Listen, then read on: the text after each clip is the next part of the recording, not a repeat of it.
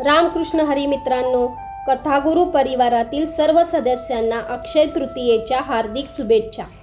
3.5 मुहूर्तापैकी एक असलेला हा दिवस आपल्या हिंदू धर्मात अत्यंत शुभ मानला जातो।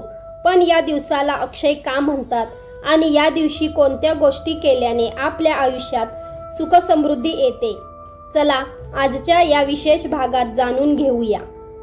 अक्षय तृतीयेचे महत्त्व। अक्षय म्हणजे ज्याचा कधीही क्षय होत नाही, म्हणजे जो कधी संपत नाही।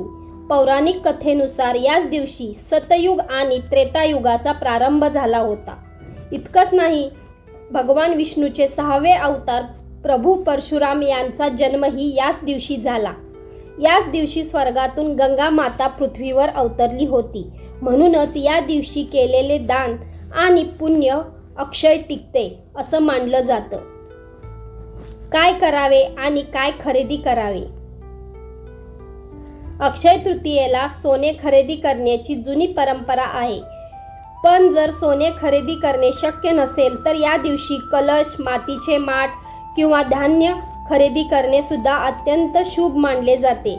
या दिवशी आपल्या पितरांचे स्मरण करून दानधर्म केल्यास पितृदोष दूर होतो, घरात सुख शांती आणि लक्ष्मीचा वास राहावा यासाठी या दिवशी लक्ष्मीनारायणाची पूजा अवश्य करावी।